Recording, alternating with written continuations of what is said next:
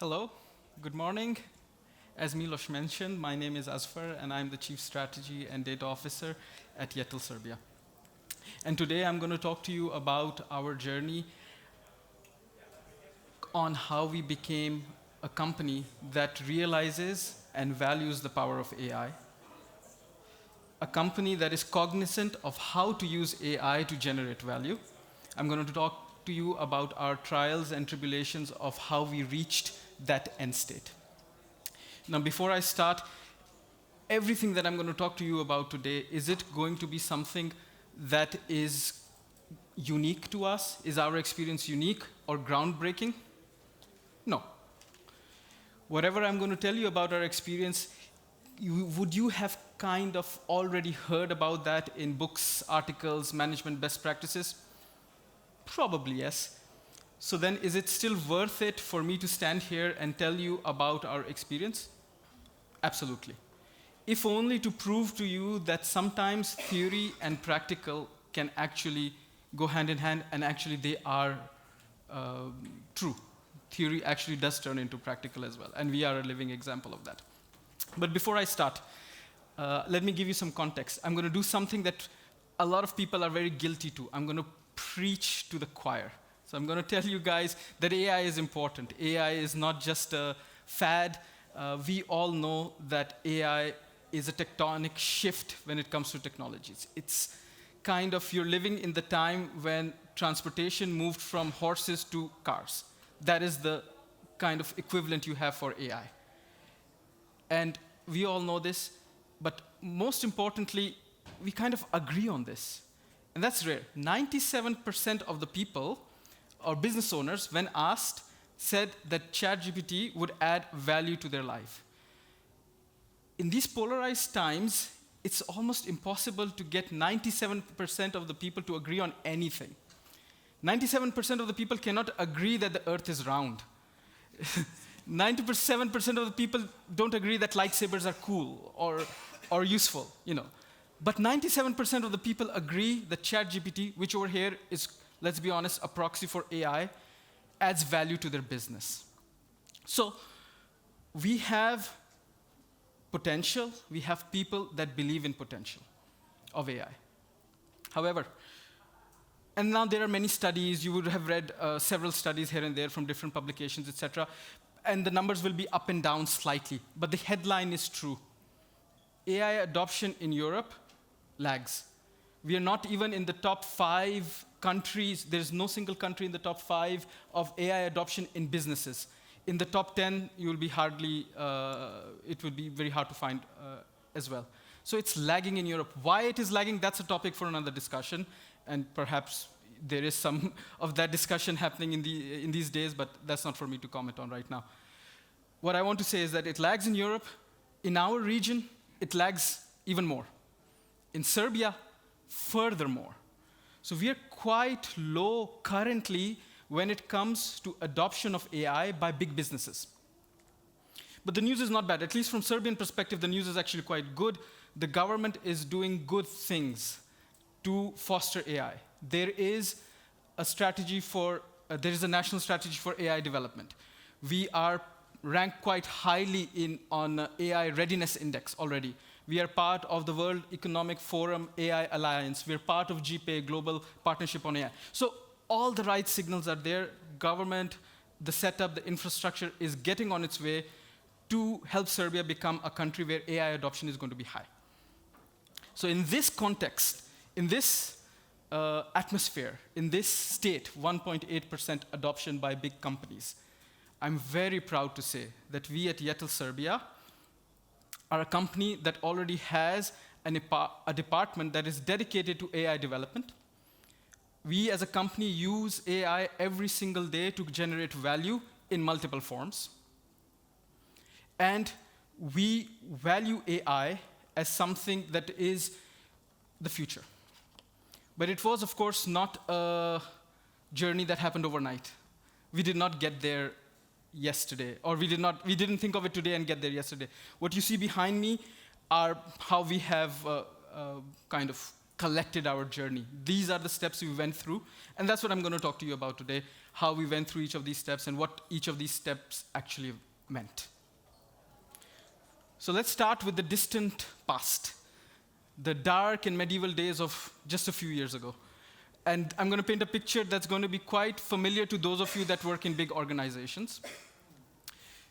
There are small teams dedicated to AI in different parts of the organization. They probably don't even know of each other's existence. They definitely don't have the resources to carry out what they want to carry out. They're probably existing because some director thought, hey, it would be nice to give this AI thing a shot. But they're just left there. Everything is happening on their personal willingness and their best effort and their desire to do it.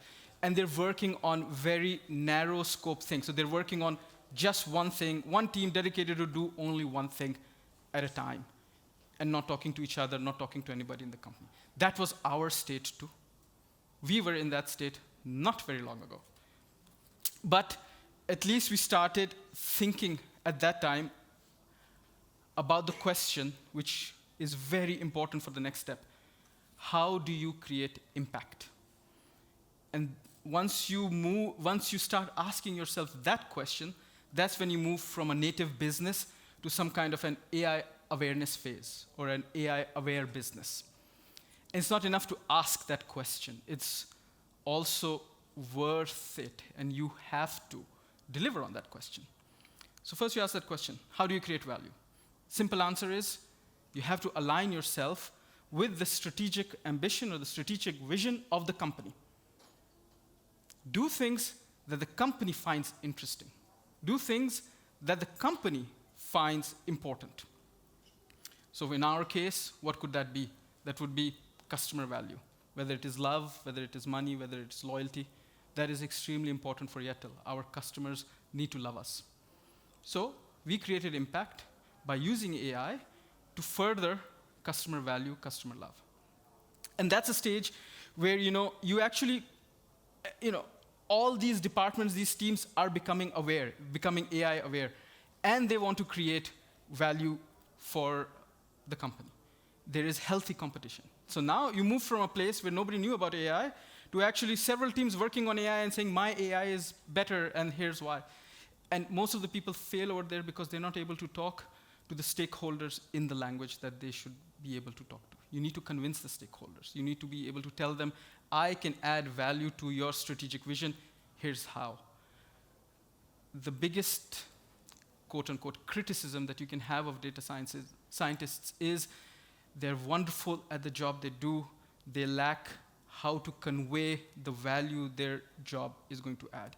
Communication over here is key. You need to be able to speak to corporate overlords in the way a corporate overlord understands you. So that is important. In order to raise your profile, ask the question, how do we create the impact? Answer that question to the relevant stakeholders in a manner that they are able to understand and take you seriously. And that was the second path of our journey. We went from a native telco to an AI-aware company. People now saw the potential of AI. So once you have passed that stage, you have everyone's attention. What next?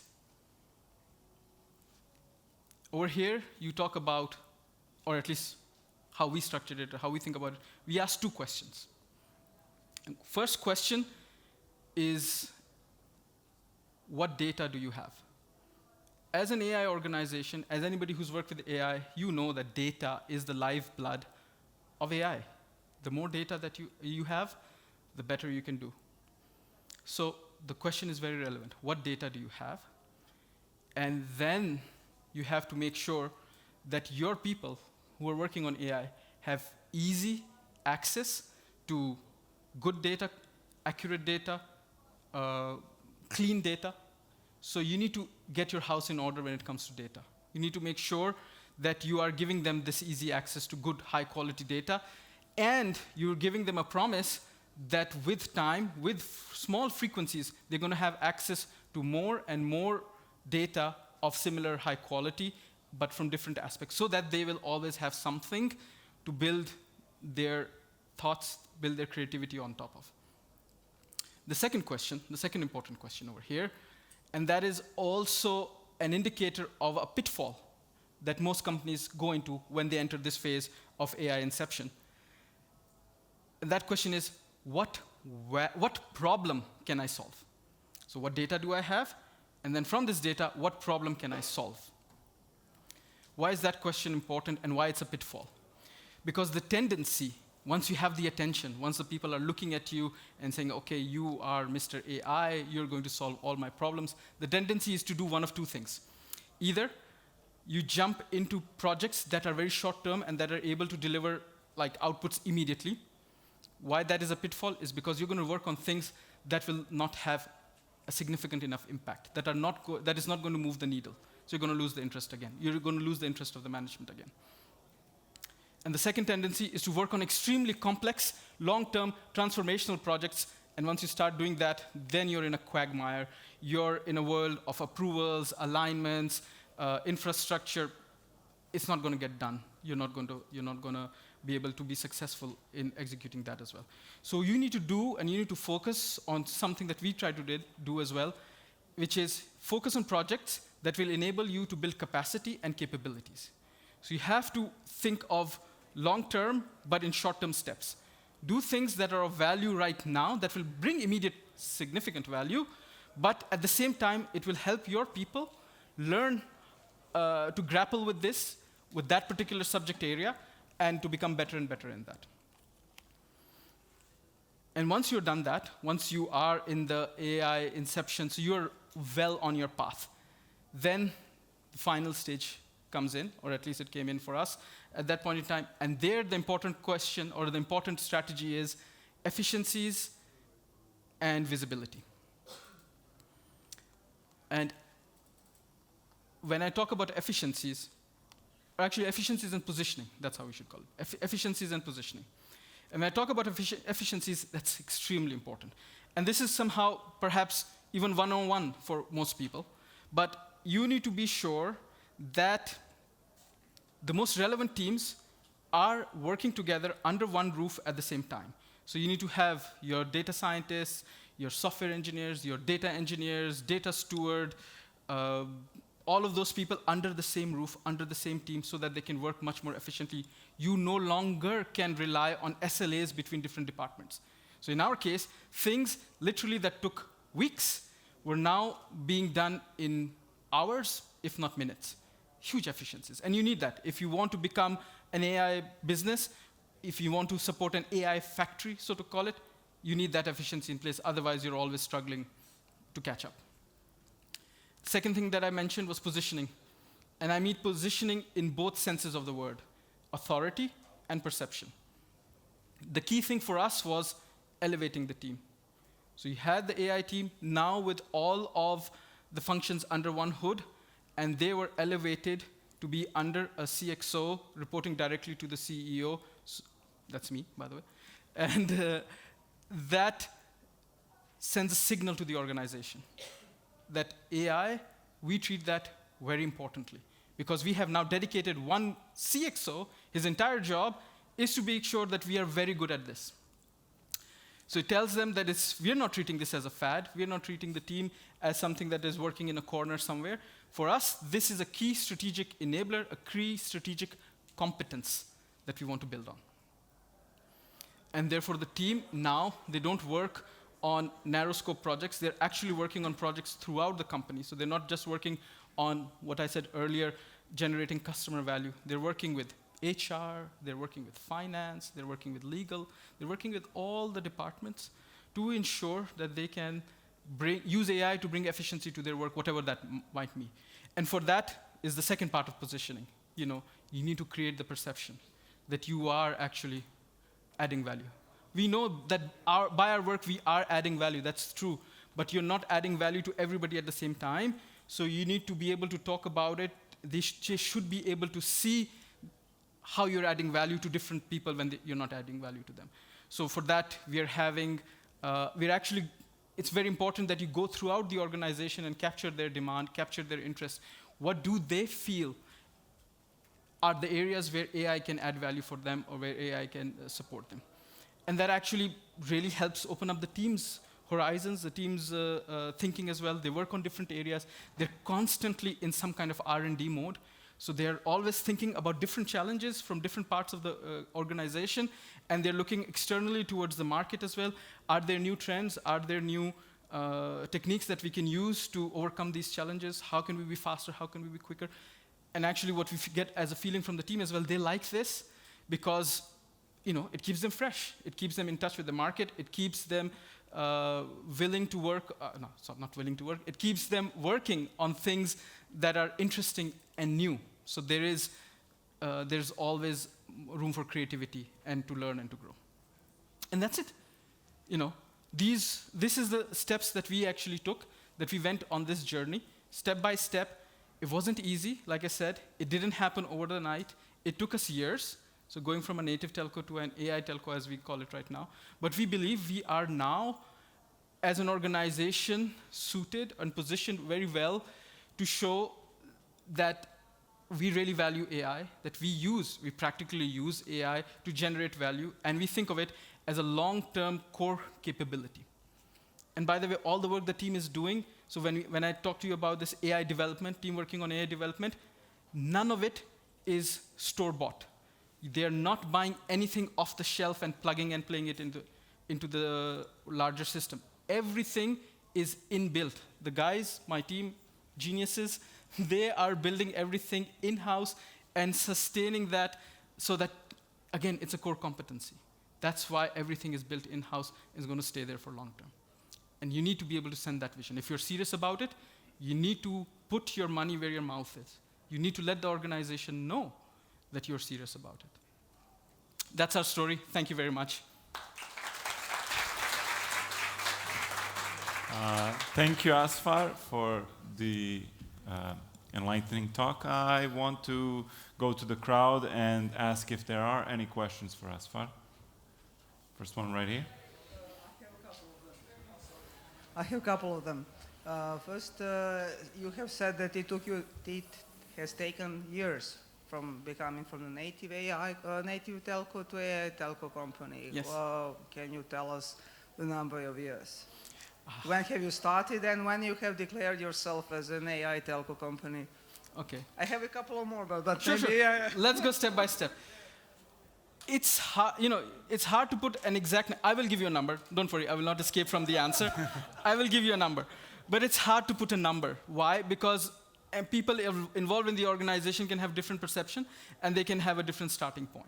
For me personally, how I think, if you ask my personal opinion, it took us 3 years to go from a native to a AI telco, and that's because. That's when we started getting serious about AI 3 years ago, and then we were very quickly able to demonstrate how we can create some impact. And then the reason why it was also 3 years is because we, being a telco, and if there are some members from other telcos over, they will know we have good data structures in place already. So for us, and I say 3 years is actually a relatively fast journey. So for us, this journey was faster because underlying infrastructure, underlying data pipeline was quite strong, and you could capitalize and build on it quite fast. For other companies, I think that will be the biggest piece, ensuring access to good, reliable data and easy access to data. That takes time to build. Okay, and how have you integrated AI into your strategy? And how often do you re-evaluate your strategy? Since we are talking about AI and it's completely hype and it's changing a lot, and so I think, if you have a 3-year strategy, in 3 years, who knows what will happen in this world? Yeah, no. So how we work in Yettel, and this is not just for the AI area, but for the whole area. We always have a long-term strategy. So as Yettel, we have a long-term strategy. Let's call it a 5-year plan. You have a 5-year plan, and then we're always baking this 5-year strategy into the next 3 years, which are kind of. In the next 3 years, we will achieve this based on this strategy. And they are a little bit fluid. And then the next year, that is quite nailed on. This is what we will do in the next year. And then at the end of the year, you're actually evaluating how the next. So for AI, we do something similar as well. So we have what we want to deliver in 3 years. And we are quite clear about that. And what I mentioned earlier, why we feel that is good is because we have aligned that very well with our overarching company strategy. So if our company strategy has 3 pillars, our AI strategy is in service of how you're supporting each of those 3 pillars. Not 1, not 2, all 3, for example, right? And therefore, based on that, every year we are creating a plan, what we will do for the next 3 years. That's a high level. We're quite committed to the first year, that we have to deliver everything in the first year, even strongly for the first 6 months. But everything else, the tail half, the tailing 2 years, they are fluid. If things are developing, if we're actually becoming faster to do something, we will pull things forward. If things are becoming irrelevant, they're going to be replaced by something else that becomes relevant. So does that answer your question? Yeah. And I have a lot of, but just this one. We have time for questions. Okay. So I will just stick with this one, and then I'll leave the mic to somebody else. Yes. About the team. I don't know how you call that team. Is it AI team? Is it one special organizational unit? I mean, how have you structured it internally? It is related. Do you have dedicated people to the business, to the businesses, or just it's one organizational unit that then serves all the business units? It's more like the latter. So we have under me, we have AI unit, we have AI team. That is further divided into some smaller teams. So you have data engineering, software engineering, data scientists. They are technology teams, not business. Where do you have business people? I mean, business people, subject matter experts. Yes. So they are. So you have like I said, the data science team, which is historically coming from business. So I myself, we were in the commercial organization. My AI team was also in the commercial organization. So we are coming there from commercial, and then when we are working on the projects, the different projects for this year, each project has the counterpart in the organization who is, as you call it, subject matter expert, and then they're working together with that. That is our current setup. That is how we're working. We're always evaluating. We're always seeing whether this will be successful. Can we change it? Can we make it a bit better? We will see. You have a follow-up? Just one more time. I will stop here. No, but don't worry. Must. Don't worry, this is good. How you measure the return on investment on the projects that you deliver? Yeah. And then I will really give the mic to somebody else. Yes. Please take the mic from her, then I will answer the question. Otherwise, she's going to have a follow-up. Yeah. We can speak afterwards. Yeah. Don't worry. I'm here for the rest of the afternoon as well. But that's one of the very important things. You should not start any AI project without having a clear plan, a clear value that you're going to deliver out of it. It's key. Because it's too late once you get into the project and you're close to delivering, and then somebody asks, why did you spend your time on this? That's disaster. So you need to upfront be very clear what is the value you want to deliver. And the value is not always money, right? Sometimes it's you're improving experiences of customers, sometimes you're optimizing processes, sometimes you're improving the lives of employees, blah, blah, blah. But whatever is the value, you put a value on the project, monetary terms, efficiencies, whatever it is. And then you're actually giving the project that goal to hit that value as well. And then obviously, once you know what value you want to capture, you can always measure it after the fact as well. And then you're measuring against it and seeing how successful you were. I hope that answers your Hope you're questions. satisfied with the answers. We have one over here. Yes. Hello. One of the things you mentioned that are not really often heard is that everything you do in-house. Sorry.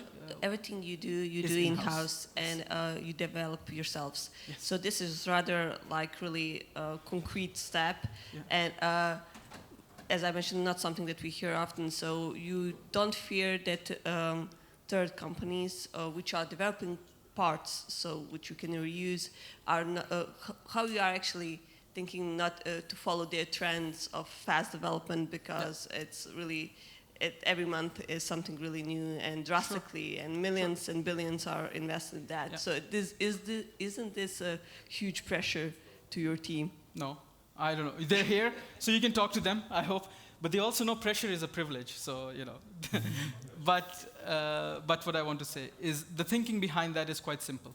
We need to learn to run before we can, we need to learn to walk before we can run. So that is the reason why we do that. You know, we want our guys, like I said, it's to build capabilities and capacities. So they need to be comfortable in the domain first, before we can start looking outwards, etc. We don't want to jump on bandwagons and things like this. So that's why everything is linked to our strategy. We want to be sure strategically what we want to achieve, and then bring it down to AI, how we want to use AI to achieve that, bring it down to our guys. Let's build our capabilities in this, because this is a long-term strategically important topic for us. So let's be comfortable on our own capabilities over here. Once we are there, yes, we might look outside and we might then enhance things. So it's not a closed door. But currently, because of the state that we are in, it is kind of a little bit towards the luck. But it will open up very soon. As soon as the guys become comfortable in what they're doing, then it's always easy to bring in add-ons. It's always easy to bring in some things to improve efficiencies further. So that's not a problem. Thank you for the question. Do we have anything over here? No? Okay, well, you're still thinking. I want to thank you, Azfar, for your presentation. Thank you very much. And this is from us. Thank As you. I've already mentioned at the beginning of the talk, Azfar and other members of Yetel will probably be around the expo zone and around their booth. So if you think about anything that you might not have wanted to ask here on the stage, but more in private, feel free to talk to them. They'll be around here. So you're free to go. Thank you, everyone. The Enjoy. only announcement